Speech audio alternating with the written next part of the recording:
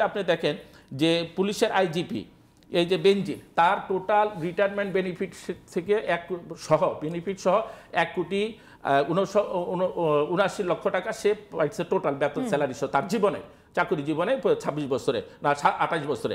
আর সে আপনার 4টা ফ্ল্যাটই কিনছে দলিল মূল্য ফাঁকি মানে অরিজিনাল মূল্য ফাঁকি দিয়ে সে 20 কোটি টাকা দিয়ে 4টা ফ্ল্যাট একদিনে রেজিস্ট্রি করছে।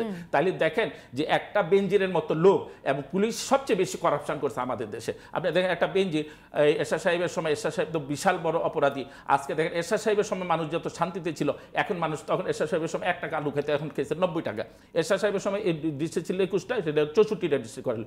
একটা ডিস্ট্রিক্টের সমপরিমাণ জায়গা একজন আইজিপির বরাবরে যদি থাকে তো ভবিষ্যতে এরকম 100 আইজিপি হইলে আমি তো তাদের দাস হয়ে হিসাবে কাজ করতে হবে। কারণ যখন দেখবে পুলিশের লোক আবারও সেই করাপশন করতেছে, মনে করে বিশেষ নতুন পর্যায়ক্রমে আসবে 50 বছরের যদি আপনি একটা টার্গেট ধরেন তাহলে 50 বছর পরে দেখবেন আর কোনো জমি টমি নাই, ওই জমির হাত দিবেন ওইটা পুলিশের আইজিপি সাবেক এই আইজিপি ভাই দেখবেন সেনাবাহিনীর কোনো নাম নাই।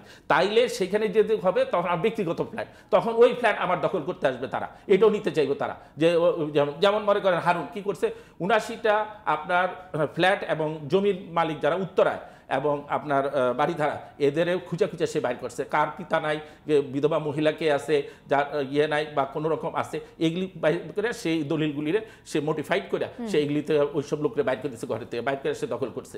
তো পুলিশের যদি এই কমিশনার যদি এত দুর্ক্ষমতা প্রদর্শন করতে পারে তো আইজি তো সে একটা ডিস্ট্রিক্টের জায়গা নিবে। এখন আমার কথা হইলো যে শ্বেতপত্র আইজি করেন, যেমন মনে করেন আপনি আশ্চর্য ব্যাপার, এই মাত্র একটা খবর দেখে আসলে মুক্তা রায় মহিলা ঠাকুরগাঁয় সিভিল সার্জন অফিসে চাকরি করতে আয়ার চাকরি, হ্যাঁ তার নজরে কে গেছে একজন মন্ত্রী, হ্যাঁ আমি আর নাম বলতে চাই না, 100 কোটি টাকা আয়া।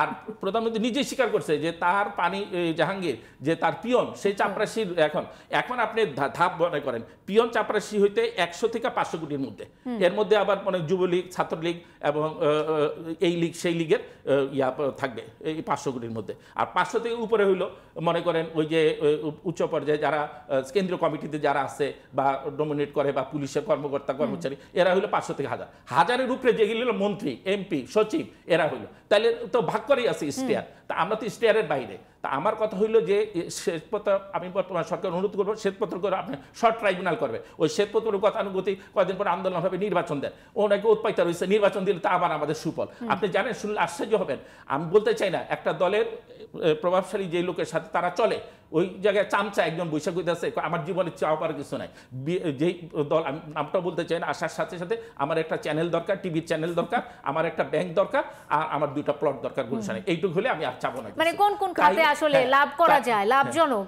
সেটা তাদের মাথায় এখনই যাওয়ার আগে ক্ষমতায়, তাই এখন উৎপাইতা রয়েছে তারাই যে কিভাবে ক্ষমতায় যেই যাক, বিএনপি হোক আওয়ামী লীগ জাতীয় পার্টি, আওয়ামী লীগ তার সম্ভাবনাই নেই, অন্যান্য দল যে ছোট দল, কিন্তু আমাদের মন মানসিকতা কেন চেঞ্জ হয় না? আমার প্রশ্ন হলো এটা, এখন কি আমরা শিক্ষা হবে না? এই যে দীপমণির আপনার একটা ইয়েতে 900 কোটি টাকা, আপনি দেখেন সে মানুষের তুচ্ছ তাচ্ছিল্য করে কথাবার্তা বিচারপতি মানিক, কথায় কথায় বিচারপতি মানিক, আর বেটা তুই তো পলিটিক্যাল ভাবে গিয়ে ওইখানে বিচারপতি হয়েছো, তুই কি বিশেষ ক্যাডার সার্ভিস হিসাবে আইন মন্ত্রণালয়ের মাধ্যমে আশ্বাস নাই, তুই পলিটিক্যাল মাধ্যমে আইসস আর মানুষের নির্যাতন জুলুম করছো বিভিন্ন, তোর লগে 70 লক্ষ টাকা কেন থাকবো? তোর সারা জীবনে ইনকাম কত ছিল?